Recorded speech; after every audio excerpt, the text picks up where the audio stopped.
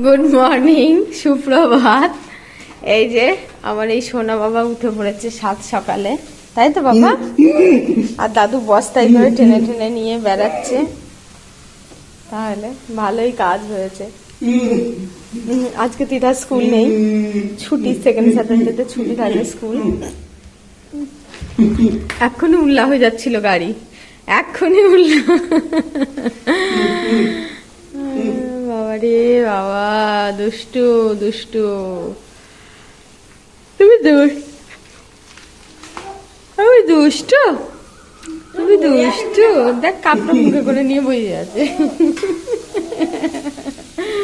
Kappa পাগল কি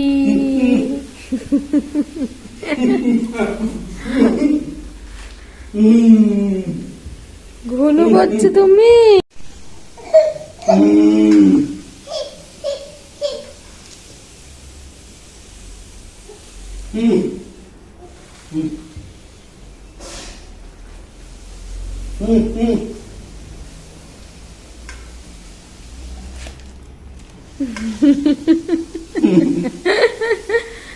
কি করছে?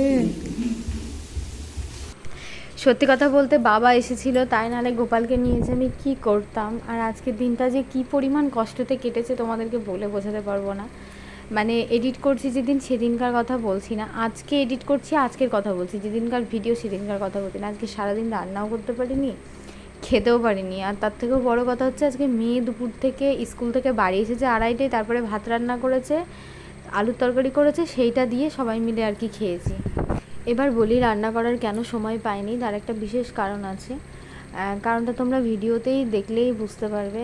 আমরা তো অ্যাকচুয়ালি যারা মানে আমাদের যাদের ঘর নেই, বিশেষ করে তাদের ঘর জিনিসটা একটা স্বপ্ন।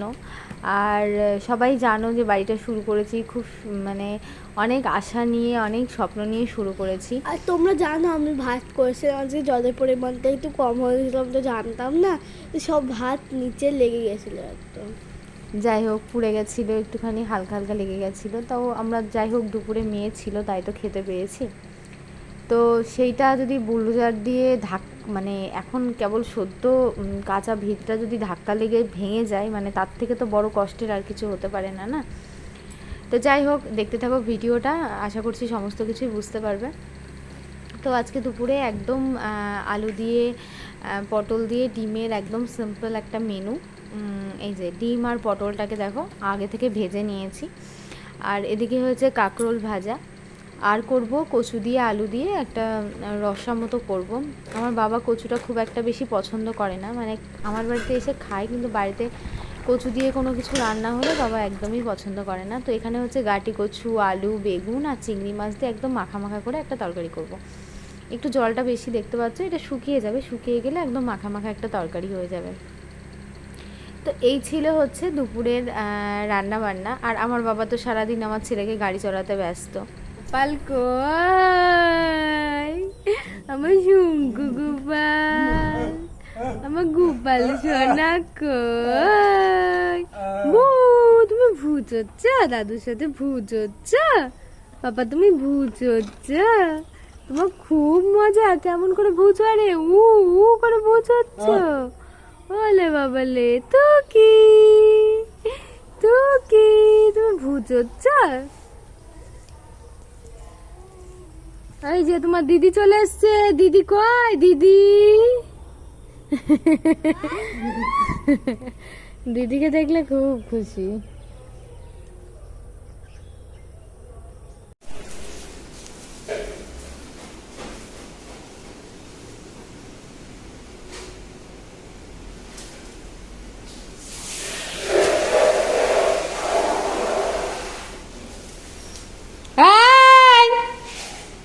দেখবে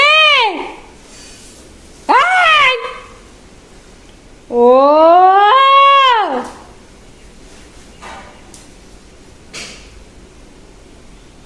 বম্মার ছেলে, ভয় নেই তোর? দেখবি দেখবি দেখবি।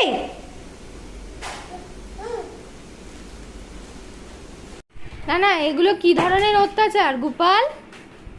এগুলোকে কি ধরনের অত্যাচার বলে? হ্যাঁ,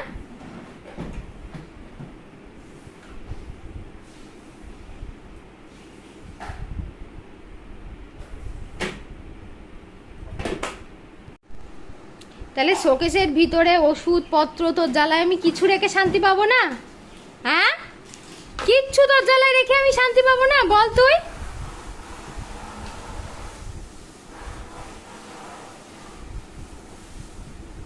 বাপরে বাপরে বাপরে, কি জ্বালাতন শুরু করেছে ও! হ্যাঁ, কি জ্বালাতনটাই না শুরু করেছে ও।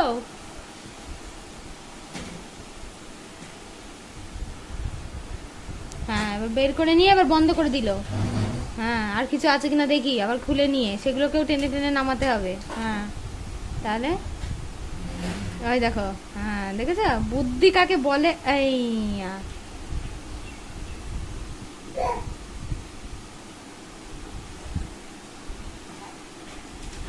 এটা হচ্ছে পরের দিন সকালের ভিডিও। আর ছেলের কথা কি বলবো, দামাল কথাতেই আছে, ছেলে মেয়ে হলো দামাল, ঘরদোর সব সামাল। অনেকেই বলে কি আর কাজ আছে, অনেক কষ্ট, অনেক কষ্ট। কাউকে বলে বোঝানো মানে বোঝাতে পারবোও না, আর সত্যি কথা বলতে কাউকে বোঝাতে চাইও না। অনেকে যখন কমেন্ট করে যে তোমার ভিডিও দেখে তোমার কষ্টটা রিয়েলাইজ করতে পারি, বুঝতে পারি যে এই রকম একটা মধ্যে দিয়ে আমরাও গিয়েছি। গুড মর্নিং, সুপ্রভাত।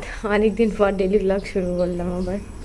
আমার বাবাই দেখো ছেলেকে নিয়ে গাড়ি চালাচ্ছে, সকাল থেকে শুরু হয়েছে। যতক্ষণ তিধা ঘুম থেকে উঠে স্কুলে না যায়, বাবা ওই টেনে টেনে নিয়ে বেড়ায়। বাবার একটা ভালোই কাজ হয়ে গেছে, বাবা চলে গেলে আর সোনা আর গাড়ি চড়তে পারবে না। দেখ, দাদু গাড়ি বানিয়ে চড়িয়ে চড়িয়ে দিচ্ছে, মানে চড়িয়ে চড়িয়ে নিয়ে বেড়াচ্ছে। আর এদিকে হচ্ছে আমার মহারানীকে সকালে ডিম সিদ্ধ, আলু সিদ্ধ, ভাত করে দিলাম।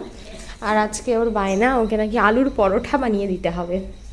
তো যাই হোক, এই যে আলুর পরোটা, এটা একটু ব্যাকাটারা হয়ে গেছে, এটা ঠিক হয়েছে, সুন্দর হয়ে টোপ টোপ হয়ে ফুলেছিল। তো টিফিনে আজকে আলুর পরোটা। সত্যি কথা বলতে বাচ্চা কাচ্চা নিয়ে সকালে জানো তো সময় করতে পারি না। আগে কত সুন্দর কোনোদিন চাউমিন, কোনোদিন এই, কোনোদিন আলু ভাজা, পরোটা, এটা ওটা বানিয়ে দিতাম। আর মেন কথা হচ্ছে এখন বানিয়ে দিই না বলে পরোটার প্রতি ওর একটা মনে হচ্ছে মা বানিয়ে দাও। আর আগে যখন বানিয়ে দিতাম তখন খেতোই না, বাড়িতে নিয়ে এসে নষ্ট করতো আর কি।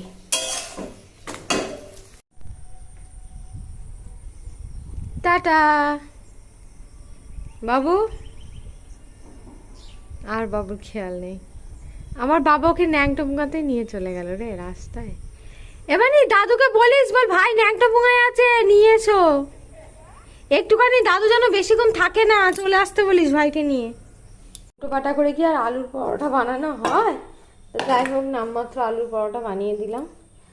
আর একটু আটা বেঁচে আছে, বাবাকে এটা পরোটা বানিয়ে দেবো, রুটি মানে চা দিয়ে খেয়ে নেবে। তো আজকে আর বাজারে যাব ভেবেছিলাম, কিন্তু বাজারে যাওয়া হয়নি। বাড়ি থেকেই মাছ নিয়ে নিয়েছি, রুইয়ের পোনা। মাছগুলো একদম ফ্রেশ তাজা ছিল। তো মাছটা নিয়েছি এই পর্যন্তই, কিন্তু বিশেষ করে আজকে আমার আর রান্না করা হয়নি। এটা হচ্ছে সকালের ভিডিও। দিদাকে স্কুল পাঠানোর পরে মাছওয়ালা এসেছিলো মোটামুটি 8টা-5-এর দিকে। মাছটা নেওয়ার পরে এই জামা কাপড়টা মেলতে মেলতেই যখন এই মানে বাসটা আর কি ভেঙে গেল, তখনই বুঝতে পারলাম আজকে সব কিছু ওলটপালট হয়ে যাবে। কারণ ঘুম থেকে উঠে এক শালিক দেখেছি, আর জোড়া শালিক এক শালিক যেদিন দেখবো না, সত্যি কথা বলতে দিনটা খারাপ যায়। এটা আমি জানি না, অনেকে কুসংস্কার ভাবতেই পারো যে এটা পুরোপুরি কুসংস্কার। আজকে আমি স্কুলে ট্রিপল শালিক দেখেছি, সেটার মধ্যে জোড়া শালিকও দেখেছি। ছোটোবেলায় যে কতবার প্রণাম করতাম জোড়া শালিক দেখতে, মানে জোড়া শালিক দেখলে অলরেডি মনটা খুশ হয়ে যেত যে আজকে দিনটা ভালো যাবে। আর একটা শালিক দেখলে তখন থেকেই মনটাকে ভেঙে যেত যে না, আজকে আমার সাথে কিছু খারাপ হবেই হবে। তো যখন ঘুম থেকে সকালবেলায় উঠেই আজকে এক শালিক দেখেছিলাম, আমিও কিন্তু সত্যি মনে মনে ভেবে নিয়েছিলাম যে আজকে দিনটা আমার জন্য ভীষণই খারাপ। ঠিক তেমনই হলো, যেমন কথা। চারিদিক থেকে ভিডিওটা দেখলেই তোমরা বুঝতে পারবে, মানে আজকে আমি চারিদিক থেকে আমার মানে দিনটা এত খারাপ। এই যে কষ্ট করে ছোটো ছোটো জামা কাপড়গুলো মেলছি, তখনই যদি ভেঙে যেত তাও একটা আলাদা ব্যাপার ছিল। মানে কিছু কিছু ক্ষেত্রে বলে না, নিজেরও একটুখানি চুলকানি টাইপের থাকে। তো দেখলাম জামা কাপড়গুলো মেলছি, বাসটা না একদম ঝুঁকে গেছে, মানে একদমই ঝুঁকে গেছে। মনে হচ্ছিল ওই রাস্তা দিয়ে যে, মনে হচ্ছিল না, আমি অনেকবার দেখেছি রাস্তা দিয়ে যেসব ডগিগুলো যায়। তো আমি একটু সোজা করতে গেলাম বাসটাকে, বাসটা দেখো হুড়মুড় করে কাত হয়ে আর কি পড়ে গেল। তো তাড়াতাড়ি করে আবার দিদিকে ডাকলাম যে দিদি বাসটা পড়ে যাচ্ছে, তুমি একটু আসো, হেল্প করবা, একটু ধরবা। তো দিদি আবার এসে বাসটা আবার যাই হোক ধরলো। ধরার পরে আবার ভাবছি, দিদি বারবার বলছে জামা কাপড়গুলো তুলে নে, নাহলে কাঁচা জামা কাপড় সব পড়ে যাবে। তো আবার আমি বাসটাকে ধরে ঠেকা দেওয়ার চেষ্টা করলাম, কোনো মতেই আর হলো না। তারপর আবার বাবাকে ডাকলাম, যাই হোক বাবাকে ডেকে বাসটার একটা ব্যবস্থা করতে হবে। খাটনি, ওই যে সকালবেলায় উঠেই দোনো খাটনি, জামা কাপড়গুলো আবার তুললাম, তারপরে আবার বাসটা টাঙানোর পরে মেললাম। ঠিক এই জায়গা থেকে প্রবলেমটা শুরু হলো। আমাদের যে ভিতটা করা হয়েছিল, তোমাদেরকে তো বাড়িটা শেয়ার করা হয়নি, মানে কত দূর পর্যন্ত কি হলো, অনেক কদিন ধরেই, যেহেতু আমি 3-4 দিন ব্লগ আপলোড করিনি, তো কিছুই তেমনভাবে শেয়ার করা হয়নি। তো যখন আর কি ভিতটা গাঁথা হয়ে যাওয়ার পরে ধরো বালি তো ভরতেই হবে। বালি ভরার জন্য যে দাদাভাইকে কন্ট্যাক্টে দিয়েছিলাম, তো ওনার সাথে কথা হয়েছিল যে উনি জোন দিয়ে ফেলবে। আমরা প্রথম দিকে বলেছিলাম যে বুলডোজার দিয়ে ফেলবো না, কারণ বুলডোজার দিয়ে ফেললে আমাদের দেয়ালের ক্ষতি হতে পারে, এমন ভেবেই কিন্তু আমরা একটু বেশি পয়সাতেই ওনাকে জোন লাগিয়ে ফেলবে বলে কন্ট্যাক্টে দিয়েছিলাম। কিন্তু উনি বুলডোজারে নেই ফেলছে। যেহেতু মাথার উপরে আমার গার্জেন নেই, সুতরাং বুঝতেই পারছো পরিস্থিতিটা কী হতে পারে।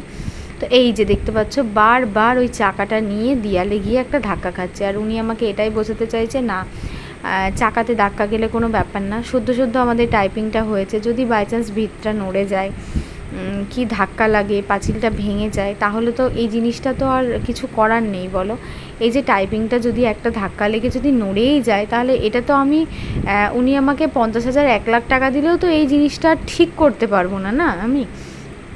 তো প্রচুর এই বাড়িটার পিছনে প্রচুর টাকা ইনভেস্ট করেছি, কারণ জায়গাটা অনেক নিচু। হয়তো যে পরিমাণ টাকা আমার নিচুতেই খরচ হয়ে গেছে, সেই টাকাতে হয়তো আমি এতদিন ছাদ পর্যন্ত প্রায়, সত্যি কথা বলতে ঠিকাদাররা তো পয়সা নিয়ে খালাস হয়ে যায়, ওদের কিসে ধাক্কা লাগলো কিসে না লাগলো ওটা ওদের দেখার দরকার না, ওরা যত তাড়াতাড়ি কাজ করতে পারবে ওদের তত বেশি লাভ, তত বেশি বুলডোজারের খরচ কম হবে। তো মানে এত খারাপ লাগছিল আমার, আমি 2-3 বার যখন দেখলাম জোরে জোরে ধাক্কা লাগলো, আমি দেখলাম না এখান থেকে আমাকে আর সরা যাবে না। মানে অনেক কষ্ট করে আমি বাড়ি করছি ভাই, আর কেউ এসে আমার বাড়িটা ভেঙে দিয়ে ওরকমভাবে নড়িয়ে দিয়ে চলে যাবে, সেটা তো আমি জাস্ট মেনে নিতে পারবো না, না। এটাই হচ্ছে ব্যাপার। তো চলো আজকে ভিডিওটা এখানেই শেষ করছি। সবাই ভালো থেকো, সুস্থ থেকো, সাবধানে থেকো।